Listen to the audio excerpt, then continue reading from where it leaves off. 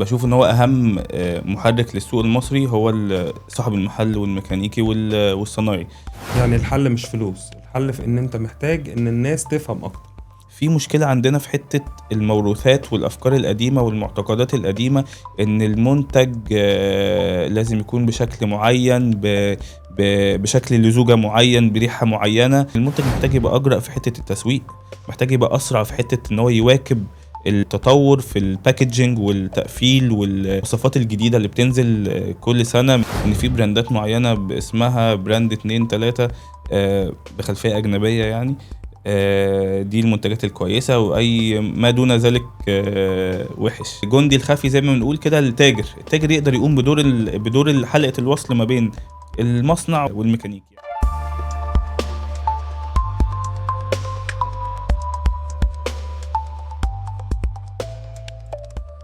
مساء الخير، عاملين ايه؟ النهاردة اول حلقة من حلقات بودكاست صنع في مصر، واللي هنتكلم فيه عن صناعات كتير موجودة في السوق المصري. انا محمود، ان شاء الله هكون معاكم، بنستضيف ناس من جوه الصناعة وبنبني معاهم حوار عن اسئلة ومفاهيم ومشاكل ممكن تكونوا بتدوروا على حلها ومحتاجين تسمعوا حد فاهم، وده اللي هنكون بنقدمه. خلينا ندخل في موضوع حلقة النهاردة، بس قبل ما ندخل حابب اقول لكم ان كلامنا النهاردة موجه لصاحب المحل والميكانيكي والصنايعي اللي بيغير الزيت بإيده. ليه؟ لأن دول الناس اللي بتتعامل مع الفئة الأكبر في مصر، وهي أصحاب التاكسيات والميكروباصات والموتوسيكلات، الشريحة الأكبر اللي بتدور على زيت اقتصادي يشغل الموتور ويحميه. النهاردة هنتكلم عن موضوع مهم جدا وحساس، وهو أزمة الثقة اللي موجودة في الزيت السوق المصري. هل المشكلة دي في المنتج ولا في حاجة تانية؟ ليه الناس عندها أزمة ثقة في الموضوع ده؟ معانا النهاردة حد فاهم جدا جوه الصناعة دي، وهو الباشمهندس محمد السكري، مدير عام شركة راك، واللي بنقول له النهاردة ازيك يا محمد؟ ازيك يا محمود، عامل ايه؟ الحمد لله. الأخبار كويس؟ طيب. وحضرتك طيب، ربنا يخليك. قول لي بقى من وجهة نظرك، ليه الأزمة اللي موجودة في منتج الزيوت داخل السوق المصري؟ بص، أنا شايف إن أزمة الثقة في المنتج المصري هي أزمة مركبة، وأزمة فيها أطراف كتير، وما نقدرش نحدد طرف معين هو سبب الأزمة دي. ففي كذا طرف يعني. أول طرف والأهم واللي هو بشوف إن هو أهم محرك للسوق المصري هو صاحب المحل والميكانيكي والصنايعي. شايف إن هم دول ليهم التحكم الأكبر والأقوى في توجهات المستهلك، ويحددوا اختياراته ويساعدوه على تحديد الأنسب ليه. فشايف إن الفئة دي في مصر ينقصها المعلومة الفنية، ينقصها شوية حتة التوعية من الناحية الفنية والتسويقية. في ناس فيهم قوية جدا في الأمور دي وأقوى من المهندسين، بس أنا بتكلم على شريحة كبيرة منهم عندهم نقص في الأمور الفنية، وده بيؤدي إلى جزء من الأزمة. شايف إن تاني سبب هو مشكلة التسويق والوصول للمستهلك، ودي مشكلة من المصانع نفسها. يعني ان انا كصاحب مصنع او صاحب الاقي نفسي ان انا بعمل حملات تسويقية في الساحل الشمالي، وانا بستهدف صاحب الموتوسيكل ولا التوك توك ولا العربيات القديمة. ما ده مش واقعي. اعمل في التلفزيون اعلان واجيب فيه مشاهير بشكل معين، وهم مش بيلمسوا الناس اللي هي على الارض الحقيقيه باي طريقه. لان هم ملهمش علاقة بالناس دي خالص يعني شايف ان في مشكله تسويق، يعني ان احنا مش عارفين نوصل، المصانع مش توصل للناس بشكل صح. وشايف ان اخر سبب هي الثقافه اللي موجوده والموروثه في السوق المصري، ان في براندات معينه باسمها براند 2 3 بخلفيه اجنبيه يعني. دي المنتجات الكويسة، وأي ما دون ذلك وحش. فشايف إن حتى الثقافة دي برضو هي سبب الأزمة اللي موجودة في السوق المصري حاليا. كلام مهم. خلينا نفهم اكتر ونبدأ بصاحب المحل والميكانيكي.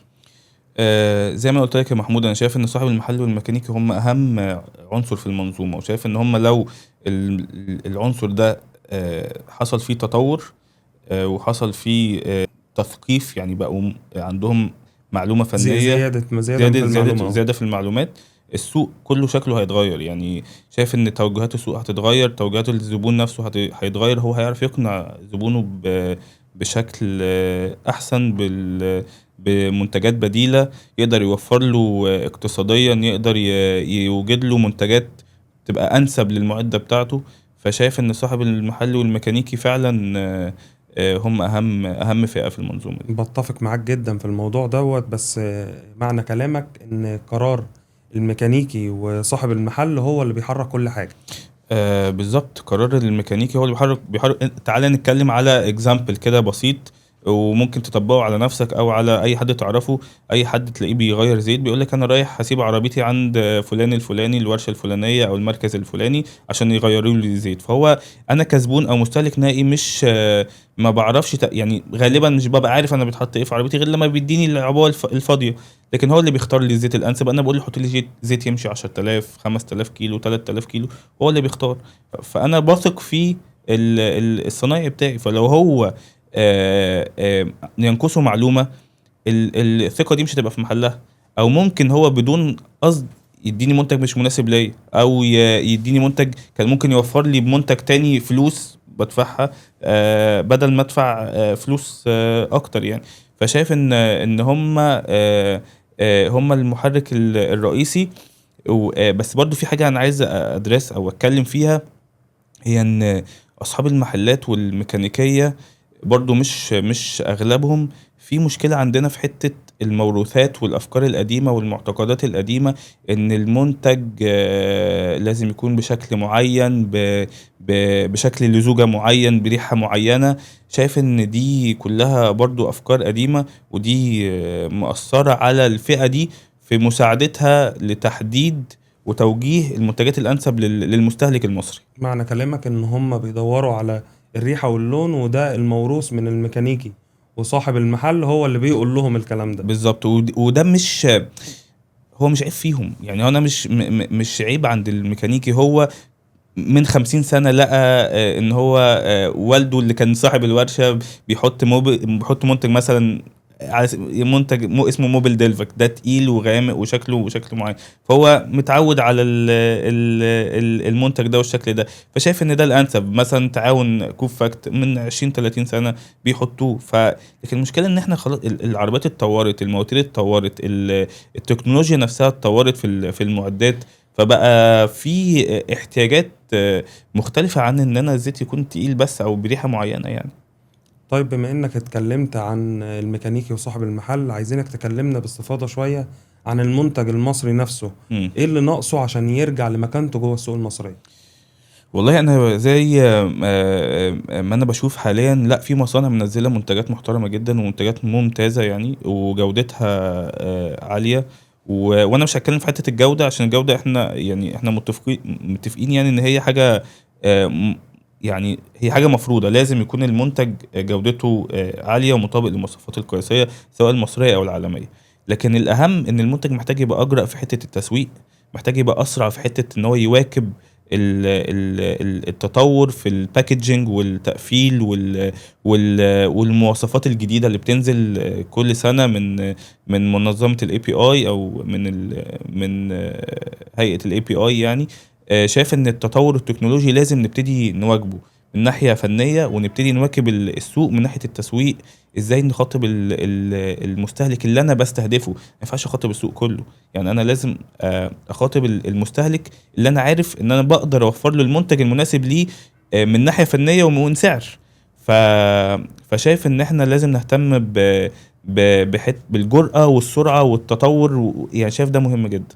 يعني مش كفاية ان المنتج يكون كويس، لازم الناس تعرف ان هو كويس. بالظبط، لازم المنتج يبقى يتجرب والناس تثق فيه وتبتدي تجربه، ويبتدوا يتناقلوا اخبار ان المنتج ده كويس.